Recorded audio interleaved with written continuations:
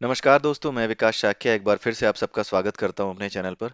और आज जो वीडियो है इसमें हम डिस्कस करेंगे प्रश्नोपनिषद का जो पहला प्रश्न पूछा गया था कबंधी के द्वारा। उस प्रश्न के उत्तर में 16 श्लोक हैं, जो कि ऋषि पिप्पलाद के द्वारा कहे गए।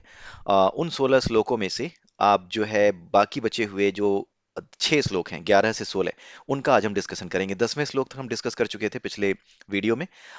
लेकिन आज जो है बाकी बाकी के बचे हुए जो 6 श्लोक हैं उनको हम डिस्कस कर लेंगे। लेकिन उससे पहले मैं एक बार और आपको दिखाना चाहूंगा कि मेरी एक बुक है, जो भगवत गीता विज्ञान खंड के नाम से मार्केट में है। और आप अमेजन.इन पर जाकर के, अमेजन.com पर जाकर के अगर आप इसे भगवत गीता विज्ञान खंड के नाम से सर्च मारेंगे तो ये बुक आपके सामने आएगी।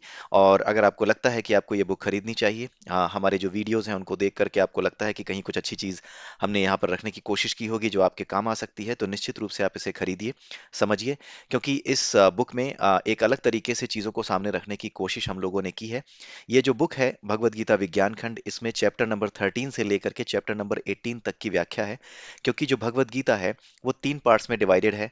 और सबसे पहला पार्ट जो है उसकी फिलॉसफी है, आध्यात्मिक विज्ञान की।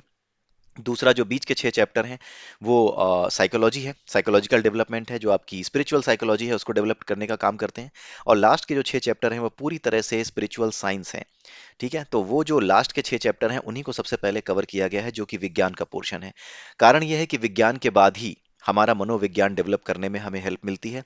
और एक बार अगर हमारा मनोविज्ञान किसी सब्जेक्ट में डेवलप हो गया, वैसे तो ये विषय नहीं है, ना ही इसको सब्जेक्ट कह सकते हैं, लेकिन एक बार किसी ज्ञान के साथ, किसी विज्ञान के साथ अगर हमारी साइकोलॉजी डेवलप हो चुकी है, चीज़ों को एक्सप्लेन करना हम सीख चुके हैं कि क्यों ऐसा होता है। क्योंकि जब तक आपको विज्ञान समझ में नहीं आता तब तक आप जो है घटनाओं की व्याख्या करने में सक्षम नहीं होते। जब आप ऊष्मा गतिकी का प्रथम सिद्धांत पढ़ते हैं, the law of thermodynamics, the first law of thermodynamics, तो उस केस में क्या होता है आप ये समझ जाते हैं कि गर्म चीज़ ठंडी क्यों होती है और ठंडी चीज़ गर्म क्यों हो जाती है।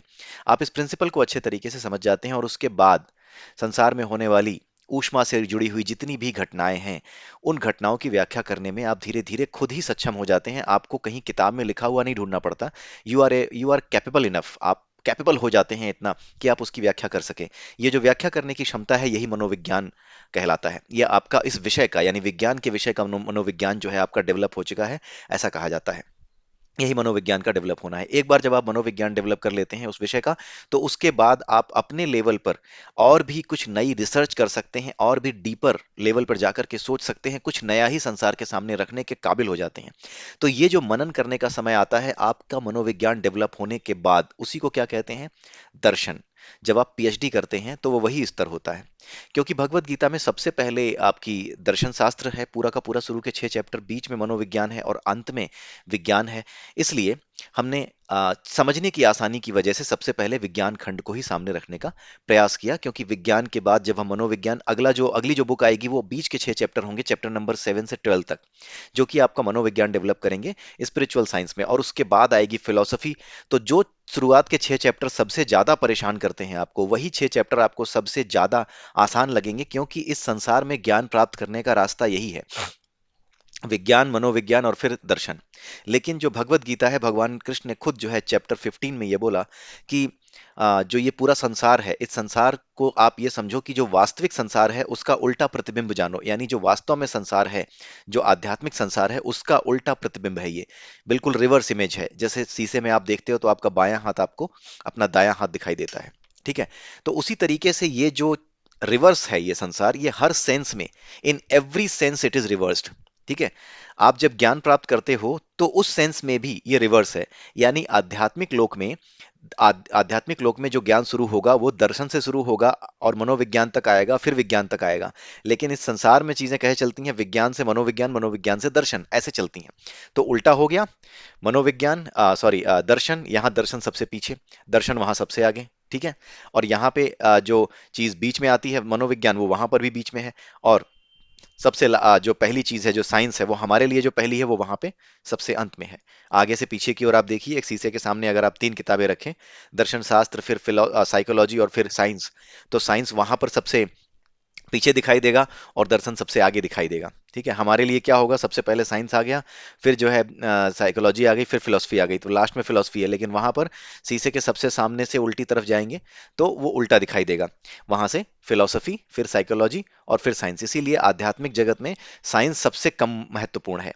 और है जरूर, लेकिन वो महत्वपूर्ण कम है, वो सबसे पिछली चीज है, सबसे पीछे की चीज है। साइंस आध्यात्मिक जगत में है, इंपॉर्टेंट है, लेकिन वो सबसे छोटी चीज है। तो इस संसार में जिस चीज को हम विज्ञान से कहते हैं कि विज्ञान हर चीज की व्याख्या कर रहा है, वो आध्यात्मिकता के स्तर पर सबसे छोटी चीज है। इंपॉर्टेंट है, पार्ट है, उसका अंग है, उसको छोड़ा नहीं जा सकता लेकिन वो सबसे पीछे आती है। उसके पहले साइंस कहाँ से उत्पन्न हुई, वो फिलॉसफी, वो साइकोलॉजी, वो इंपॉर्टेंट है। ठीक है, तो इस वजह से आध्यात्म और विज्ञान में जो अंतर है, आध्यात्मिक जगत और भौतिक जगत में जो अंतर है, उसे आई होप कि आप समझ रहे होंगे, और आप मेरा मंतव्य भी समझ रहे होंगे कि मैंने ये किताबें इस तरह से लिखने का निर्णय क्यों लिया, कि सबसे पहले मैं विज्ञान खंड पे जाऊंगा और उसके बाद आध्यात्म मनोविज्ञान पे जाऊंगा, जो आजकल मैं लिख रहा हूँ, और 2-3 महीने में हो सकता है वो बुक भी आपके सामने मार्केट में आ जाए। और उसके बाद फिर जो है मैं जो है दर्शन खंड पर अपनी भगवत गीता की तीसरा अंक, जो तीसरा पार्ट है, उसको लिख करके कंप्लीट करूंगा। ठीक है, आइए वापस आते हैं अपने विषय पर। तो प्रश्नोपनिषद में 11वें से 16वें श्लोक जो बचे हुए हैं, उनको हम जल्दी से डिस्कस करते हैं। ज्यादा कुछ अब बचा नहीं है, बहुत सिंपल है। तो यहाँ पर हम पिछले वीडियो में डिस्कस कर रहे थे संवत्सर के बारे में। संवत्सर क्या है? ये पूरा जो एक साल है ना, इसी को संवत्सर कहते हैं।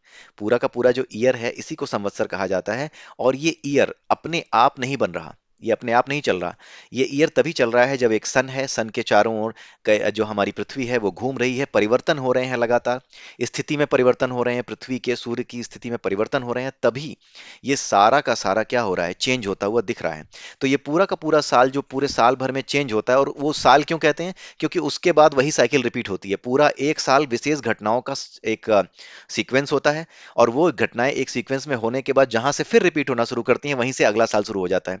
तो ये जो साल है, इसी को क्या कहा जाता है, ये जो ईयर है, ये जो कंप्लीट ईयर है, इसी को हम संवत्सर कहते हैं। इसी संवत्सर को ही प्रजापति कहा जाता है, क्योंकि ये जो संवत्सर है, उसी प्रजापति की शक्ति, यानी कि वो एलिमेंट, वो देवता, वो एलिमेंट, वो एनर्जी, देवता कुछ और है नहीं, they are just the energies, जो एक सुप्रीम एनर्जी है, हर एनर्जी मैटर में कन्वर्ट होती है, हर एनर्जी काम करने में सक्षम है।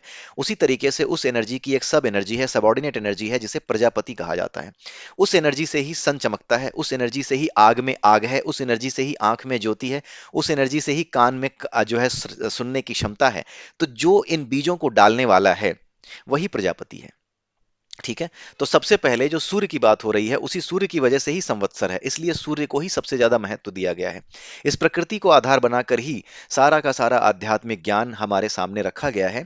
लेकिन लोग क्या होते हैं, लोगों के साथ दिक्कत ये होती है कि वो जो हमारी मेटाफोरिक लैंग्वेज है, जो असल में हिंदी पढ़ते ही नहीं, अंग्रेजियत इतनी घुसी हुई है उनके अंदर, कि वो हिंदी पढ़ते ही नहीं। जब हिंदी पढ़ते नहीं, तो वो अलंकार नहीं जानते, वो समास नहीं जानते, वो संधि नहीं जानते, वो अलंकारिक भाषा नहीं जानते, वो उन विषयों में नहीं जानते जिन्हें रस कहा जाता है। ठीक है, रस के बारे में आप पढ़ा होगा, जहां पे भावों की बात होती है। अगर आपने हिंदी पढ़ी है तो आपने रस पढ़े होंगे, श्रृंगार रस, वीर रस, ये सारी चीजें आपने पढ़ी होंगी। तो इन चीजों का ज्ञान न होने की वजह से, हिंदी का ज्ञान न होने की वजह से, ये बातें उनकी समझ में आती ही नहीं है।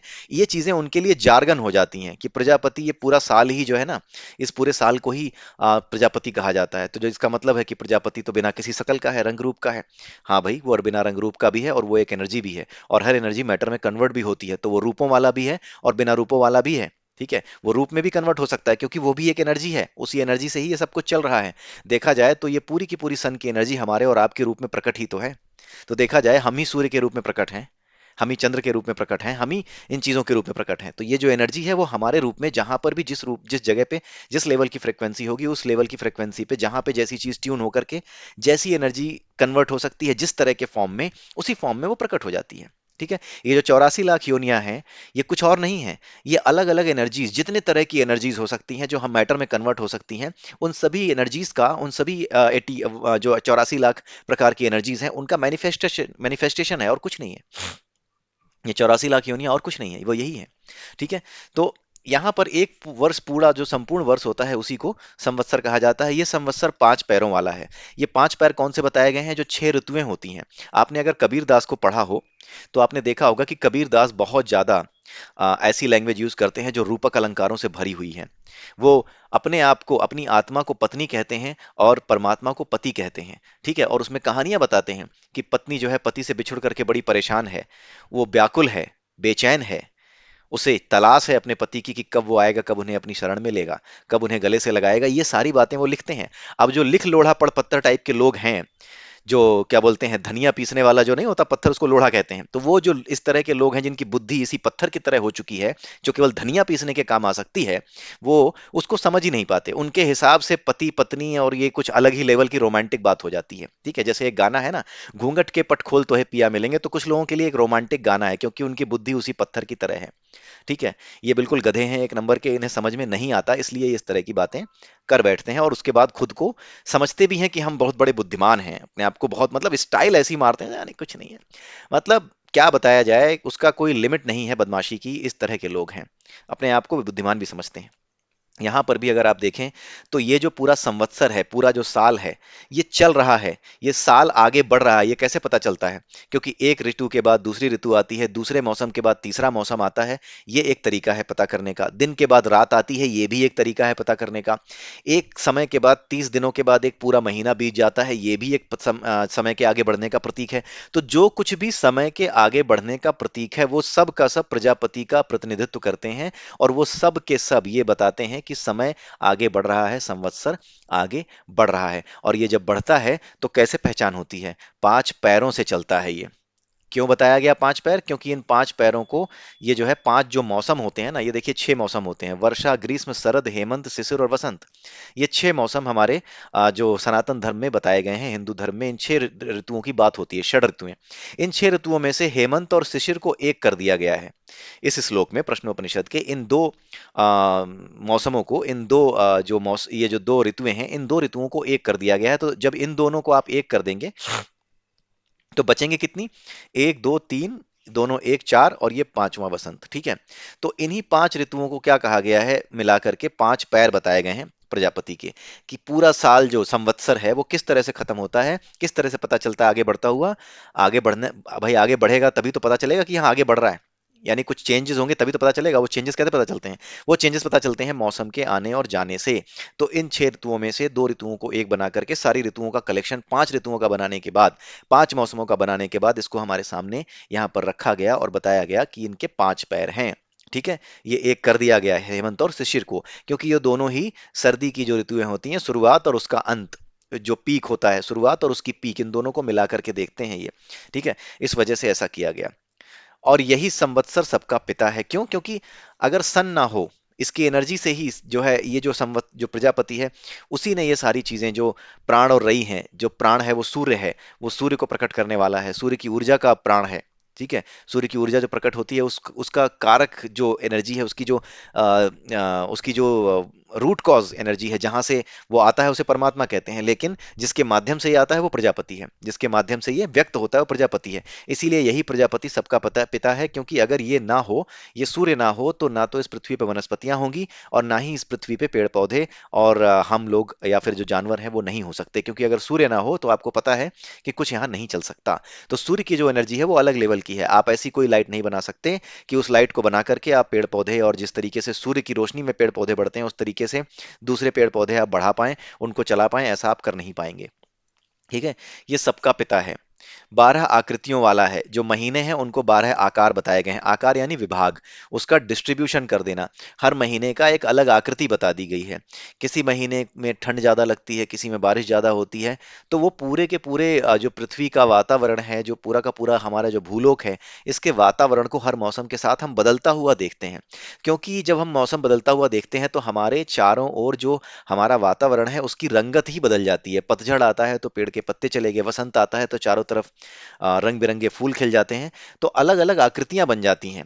मतलब हर मौसम एक अलग आकृति वाला है, हर महीना एक अलग आकृति वाला है, हर महीने में कुछ ना कुछ चेंज होते हैं।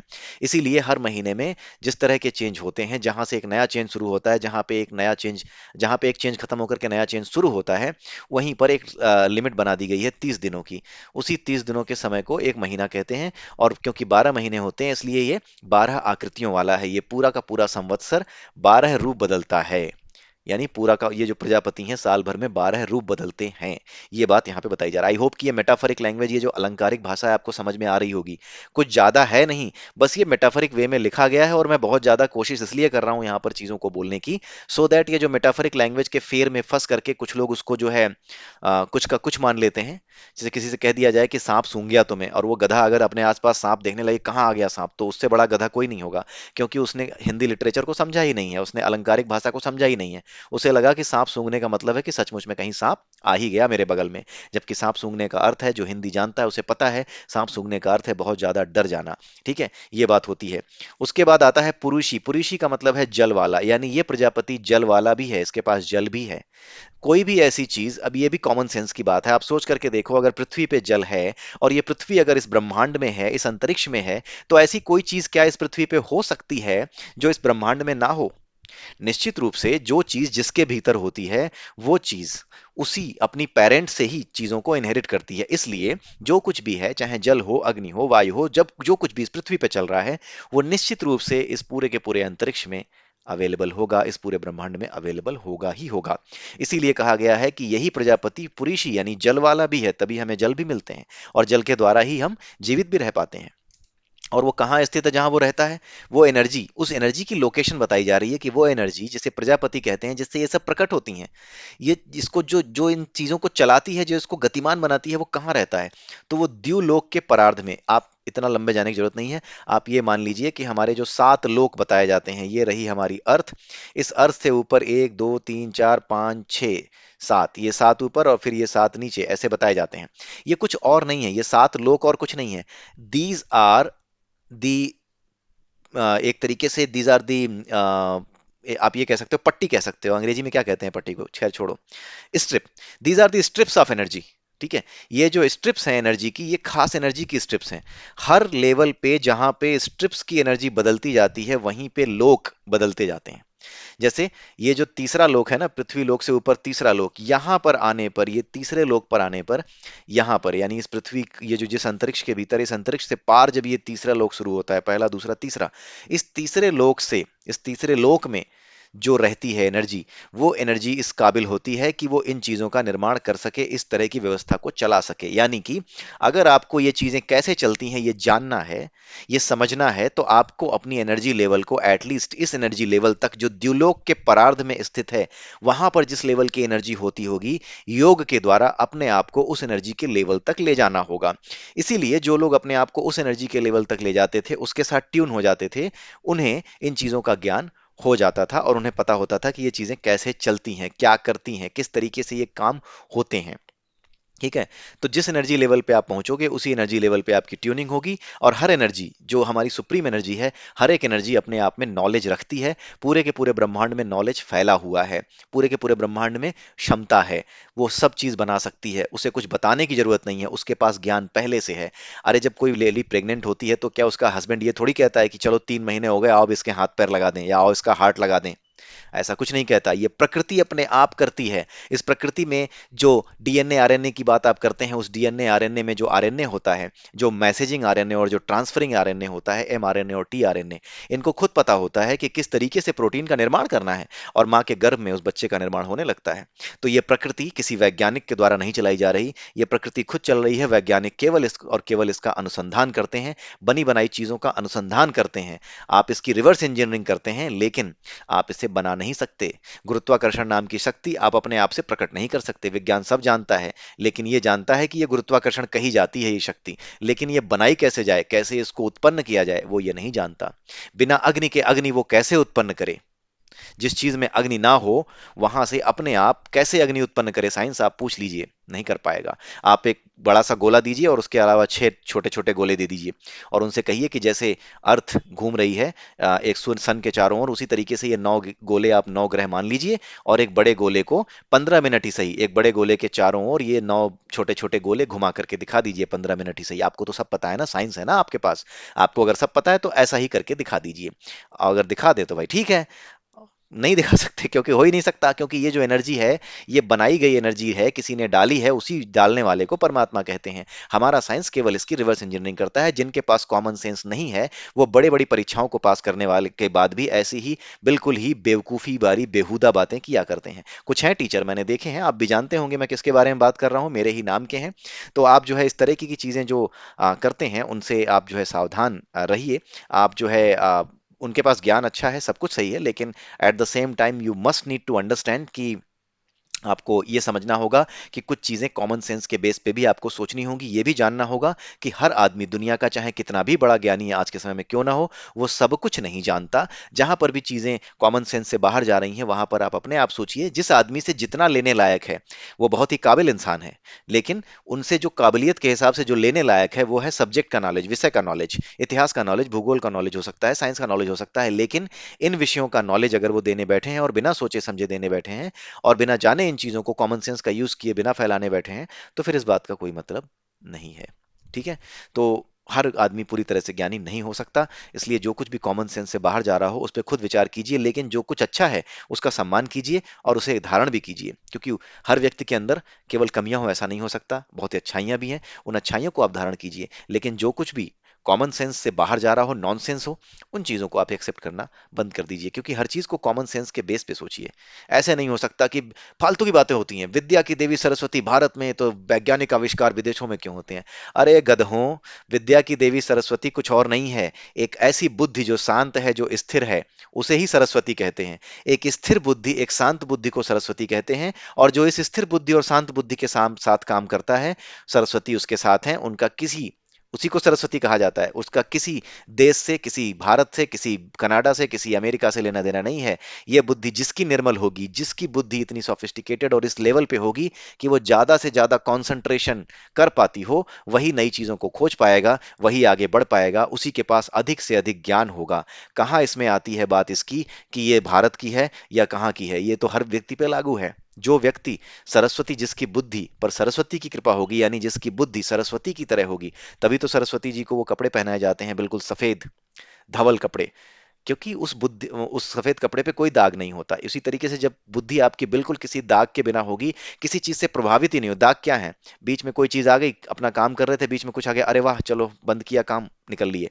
जो इस तरह से नहीं करता, अपनी बुद्धि को बिल्कुल एक दिशा में रखता है, बिल्कुल साधारण रखता है, सिंपल रखता है, वही नई चीजों को खोज सकता है, और यही बुद्धि सरस्वती कहलाती है। ठीक है? तो चीजों को मेटाफरिक वे में न समझ पाने के कारण लोग इस तरह की बातें करते हैं। ठीक है? अब इसके बाद फिर बात वापस वही आती है, 7 चक्र और 6 अरे वाले ही इस जगत को अर्पित बताते हैं। 7 चक्र और 6 अरे वाले में ही, ये 7 चक्र और 6 अरे वाला किसको बताया गया है? ये प्रजापति को बताया गया है कि उसके 7 चक्र हैं। 7 चक्र क्या, यही 7 लोक यार। इसी इसी एनर्जी से आप कंपेयर कर सकते हैं। यही 7 चक्र हैं और 6 अरे हैं, यानी 6 ऋतुएं हैं। यानी कि आप ये समझ जाओ, अगर आप एक किताब पढ़ें योगी कथामृत, उसमें एक चैप्टर है, कई लोगों ने पढ़ी भी होगी, योगी कथामृत या ऑटोबायोग्राफी ऑफ अ योगी। उसमें एक चैप्टर है युक्तेश्वर जी का पुनरुत्थान, ठीक है, रिसरेक्शन ऑफ द युक्तेश्वर जी। ठीक है? तो जब आप उस चैप्टर को पढ़ेंगे तो उसमें आपको पता चलेगा, उसमें उन्होंने एक जगह बताया हुआ है कि जितने भी एनर्जी लेवल के लोग हैं, अलग अलग लेवल पे ये एनर्जी लेवल्स के लोग जो हैं वो अलग अलग एनर्जी लेवल्स में हैं, और हर एनर्जी लेवल के लोक में जैसे हमारी पृथ्वी लोक पे तरह तरह की ऋतुएं होती हैं, वैसे ही वहां भी होती हैं। लेकिन हमारे यहाँ ये भौतिक रूप से होती हैं, वहां वो मन और जो हमारे विचार हैं उनके स्तर पर ज्यादा तेजी से काम करती हैं। यानी वहां के लोग मन और विचार के स्तर पर संपर्क ज्यादा आसानी से कर पाते हैं, और वहां पर मन और विचार के स्तर पर ही, यानी सूक्ष्मता के स्तर पर ही ये सभी ऋतुएं, ये सारी चीजें होती हैं।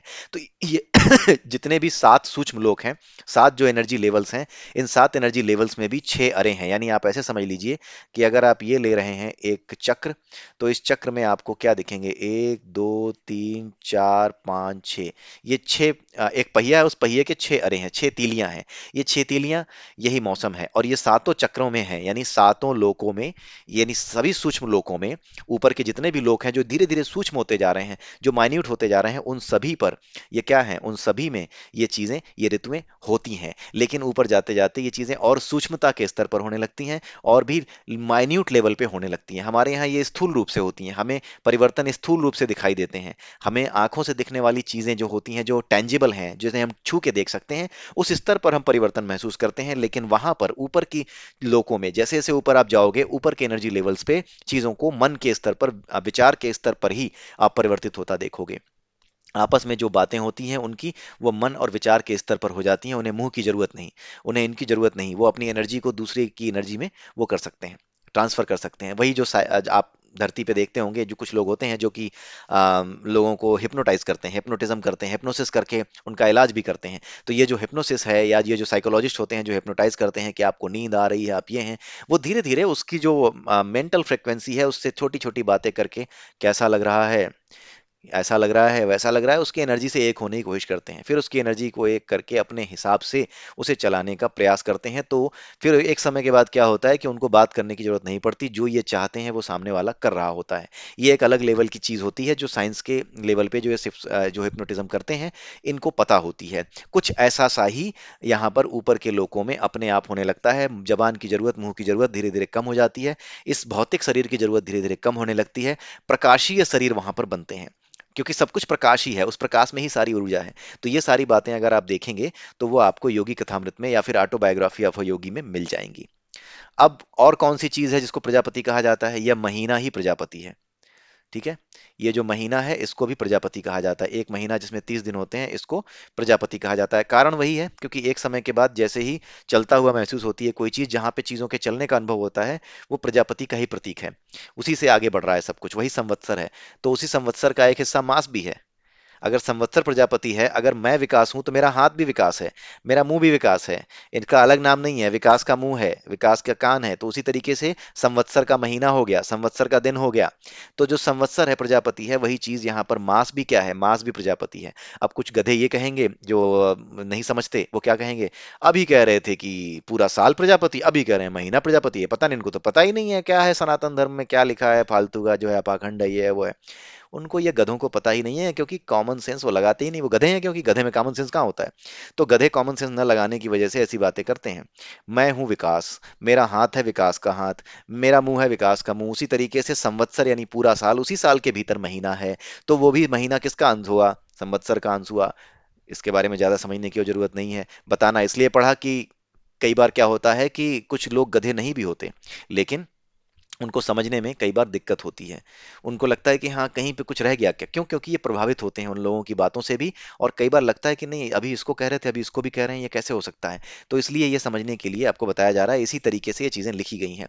मास ही प्रजापति है। इस मास के दो पक्ष होते हैं। कृष्ण पक्ष, जो कृष्ण पक्ष होता है, जो अंधेरे वाला पक्ष होता है, पखवाड़ा होता है, उसको रई कहते हैं। और जिसमें जो चंद्रमा है वो धीरे धीरे अपने साइज को कम करता है, चमकदार से जो है धीरे धीरे अंधेरे की तरफ जाता है, उसको शुक्ल पक्ष कहते हैं।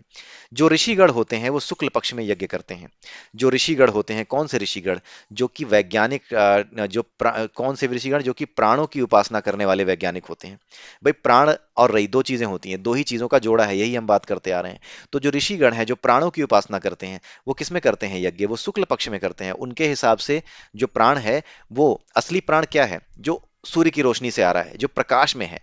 प्रकाश, जो जो कुछ भी प्रकाश ऊर्जा है, वही प्राणों को धारण करके, ईश्वर की वही ऊर्जा जो प्रकाश के रूप में हमारे सामने है, वो प्राणों को धारण करके हर जगह पहुंचती है। इसलिए जो ऋषिगण होते हैं, जो प्राणों की उपासना करने वाले ऋषिगण होते हैं, जिन्हें जिनकी जिन जो इसी स्तर पे होते हैं कि हाँ, प्राण यानी कि जो प्रकाश है, इसी से सब कुछ उत्पन्न है, जो ये ध्यान नहीं ला पाते, या जो ये इस लेवल पे नहीं आ पाते कि जो कृष्ण है और शुक्ल है, यानी जो रई और प्राण है, वो एक ही ऊर्जा से उत्पन्न है, एक ही एनर्जी का फॉर्म है।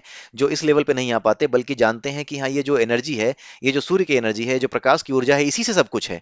इसलिए वो अपनी ऊर्जा का सही इस्तेमाल करते हुए जो यज्ञ है या जो भी कर्म है, यज्ञ कुछ और नहीं है, यज्ञ आपके नियत कर्म है। जो भी कर्म आप करते हैं वो यज्ञ है। तो जो भी शुभ कर्म या जो भी डिसीजन लेने हैं, वो सब किस में किया करते हैं? वो शुक्ल पक्ष में किया करते हैं। ठीक है।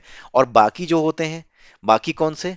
बाकी वो जो और आगे निकल चुके या ऐसे ऋषि हैं जो कि जानते हैं कि ये प्राण और रई ये दोनों एक ही ऊर्जा से उत्पन्न है, इसलिए वो कृष्ण पक्ष में भी यज्ञ करते हैं, शुक्ल पक्ष में भी यज्ञ कर सकते हैं। तो ये जो दूसरे वाले ऋषि हैं वो शुक्ल और कृष्ण दोनों में ही यज्ञ करते हैं। ठीक है। प्राणदर्शी जो प्राणों को देखते हैं केवल, वो शुक्ल पक्ष में भी यज्ञ कर शुक्ल शुक्ल पक्ष में भी यज्ञ करते हैं। प्राणदर्शी जो है यानी जो कृष्ण पक्ष वाले जो कृष्ण पक्ष में यज्ञ करते हैं उन्हें प्राणदर्शी कहा जाता है, जो प्राण सब में देखते हैं। रई में भी प्राण देखते हैं, और जो प्राण है तो प्राण है ही, दोनों में ही प्राण देखते हैं, किसी एक एनर्जी से निकला हुआ प्राण वही एक एनर्जी है जो रई और प्राण दोनों के रूप में प्रकट है। तो इसी चीज को जो देखते हैं वो शुक्ल पक्ष में भी यज्ञ करते हैं, कृष्ण पक्ष में भी यज्ञ करते हैं, लेकिन कभी ये नहीं मानते कि शुक्ल पक्ष में यज्ञ करने से ही वो आगे बढ़ेंगे। वो जानते हैं कि वो दोनों ही एनर्जीज में एक रूप है। ठीक है, तो वो दोनों में ही यज्ञ करते हैं। अब जरा एक बार समझते हैं ऋषि मुनि साधु संत सन्यासी योगी से, कि ऋषियों की बात हुई है तो ऋषि कुछ और नहीं होते थे।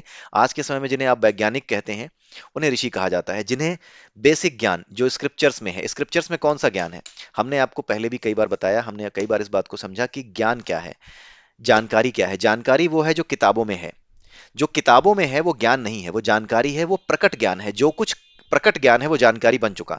जब कोई ज्ञान प्रकट हो जाता है तो वो जानकारी बन जाता है और वो किताबों में चला जाता है। और जो कुछ भी जानकारी किताबों में है वो जानकारी जिसके पास पूरी की पूरी है, जिसे सब पता है, जिसने सब पढ़ रखा है, सारी रीजनिंग कैपेबिलिटी जिसके अंदर डेवलप हो चुकी है, ऐसे साइंटिस्ट को क्या कहा जाता था, ऋषि कहा जाता था।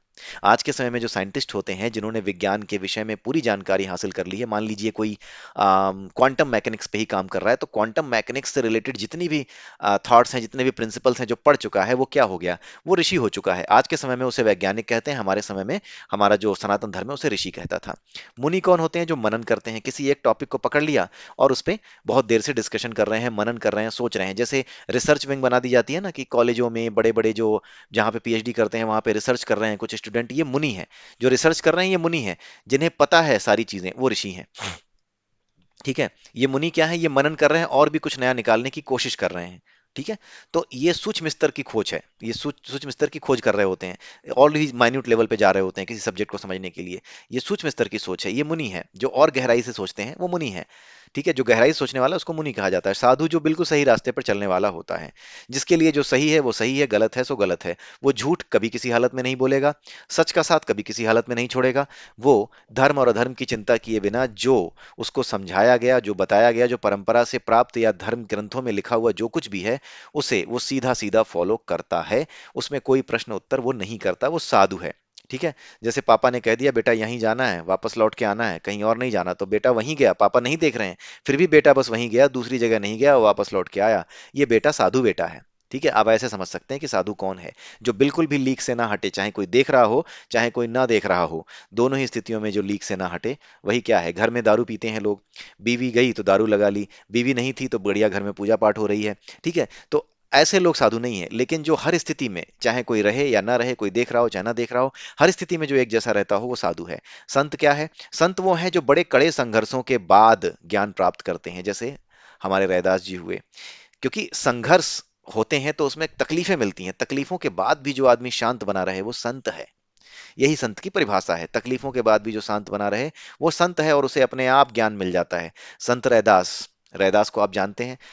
एक समय जब वेद पुराण ये सारी चीजें पढ़ना एक खास वर्ग के लिए, केवल और केवल अज्ञान की वजह से एक खास वर्ग के लिए कि हाँ ब्राह्मण ही पढ़ेंगे, उन तक सीमित कर दिया गया था। उस समय में कबीर और रैदास जैसे लोगों ने वो ज्ञान प्रकट किया जो कुछ हमारे वेदों और पुराणों में लिखा हुआ है। उन्होंने जब पढ़ा नहीं तो उन्हें पता कैसे चला, इसका मतलब है कि जो वेदों और पुराणों में लिखा है वो वही इस पूरे की पूरी सृष्टि में चलता है, वही ज्ञान इस पूरी सृष्टि में है। और जैसे ही कोई व्यक्ति संत साधु या इस स्तर पे आ जाता है तो अपने आप उसके भीतर ये ज्ञान प्रकट हो जाता है।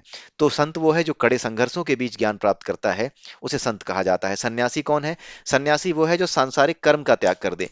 कर्मों का पूरी तरह से त्याग संभव नहीं है, लेकिन जो सांसारिक कर्मों का त्याग कर दे उसे ही क्या कहा जाता है, उसे सन्यासी कहा जाता है।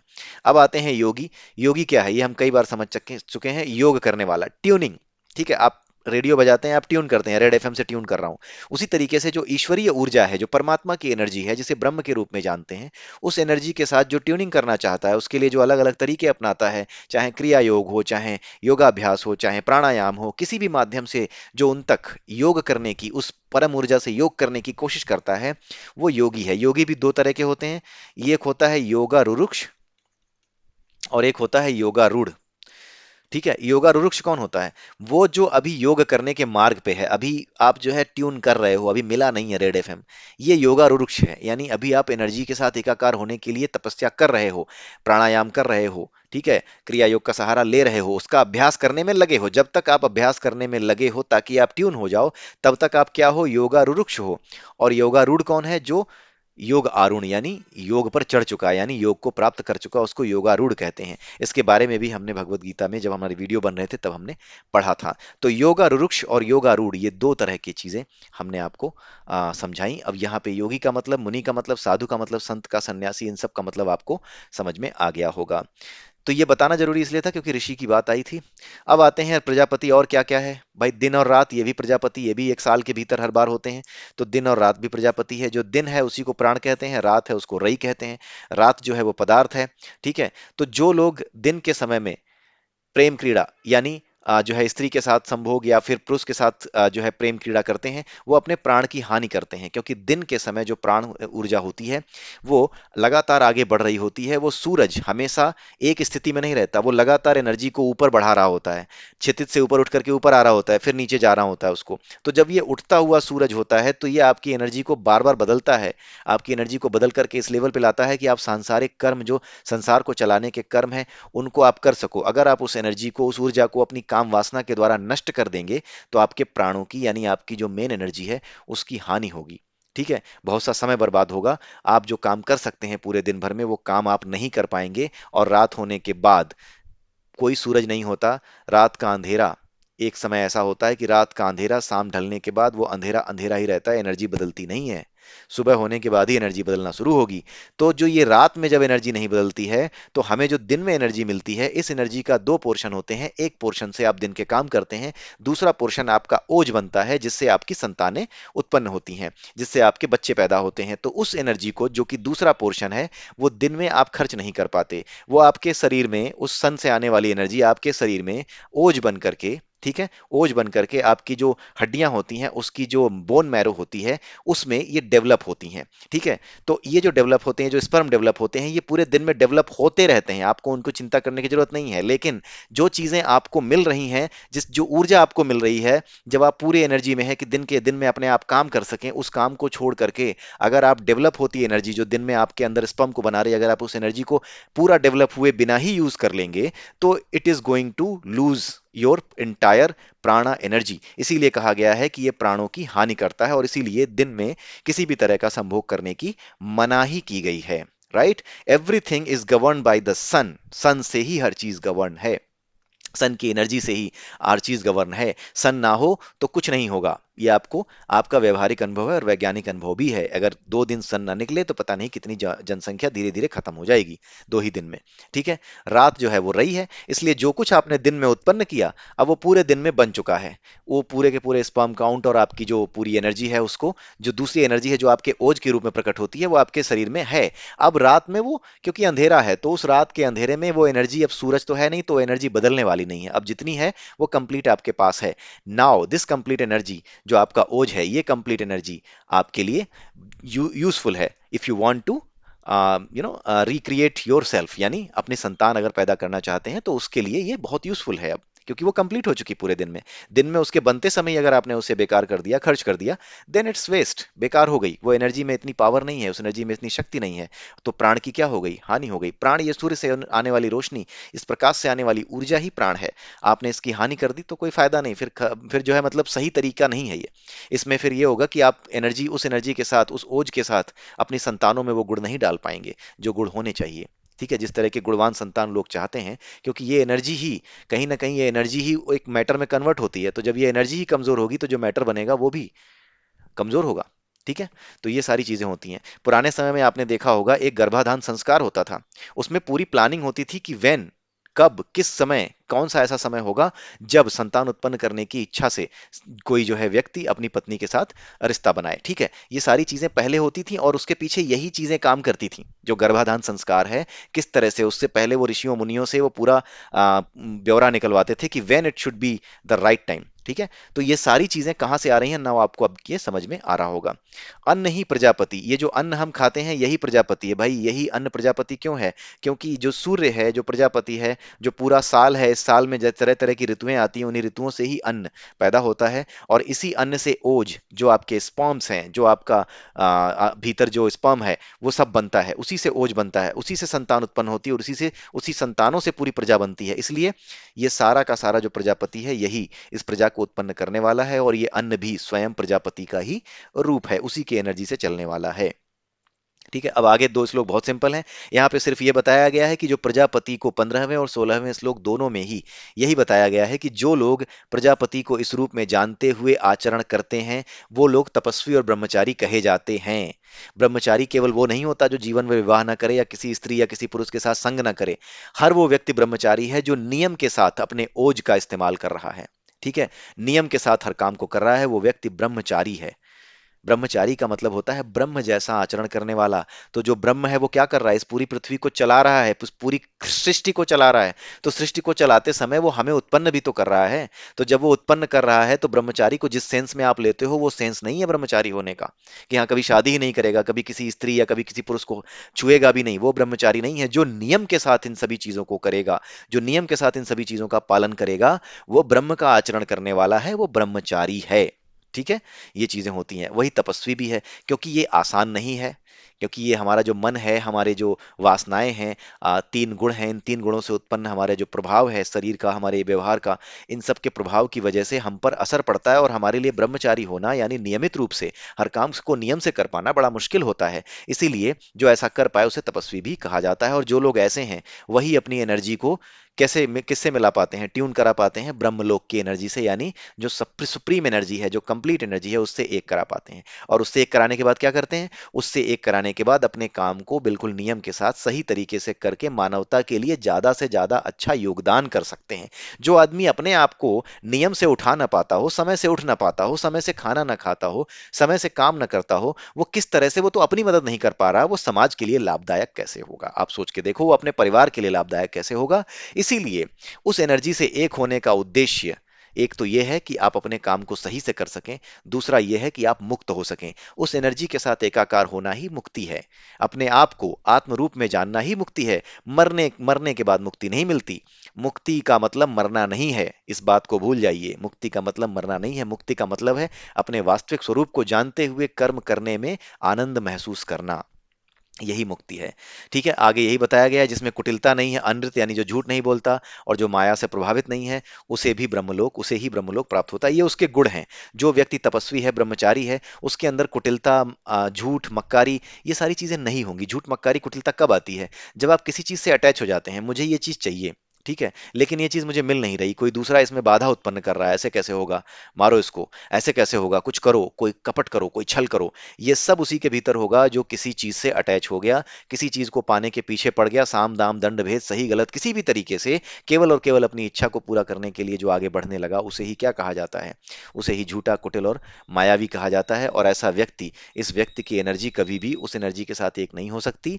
क्यों? क्योंकि ये एनर्जी अलग ही लेवल पे, अपने लेवल पे अपने आप को बदलने लगी है। जब ये अपने आप को अपने लेवल पे बदलने लगी है, तो उस एनर्जी से ये दूर होती जाएगी, जिसे परम ऊर्जा या परमात्मा कहते हैं। तो आई होप कि ये जो पहला प्रश्न का उत्तर था, ये आपको अच्छे से समझ में आया होगा। वीडियो लंबी है, लेकिन बात यह है कि हमारे समाज में इतना भ्रम है, इतनी सारी चीजें हैं, कि मैं ज्यादा कुछ नहीं कर सकता। चीजों को डिटेल में बताना मजबूरी है, हमें करना पड़ता है। हमारे चैनल पर आपने देखा होगा कि 1020 सब्सक्राइबर हो गए हैं।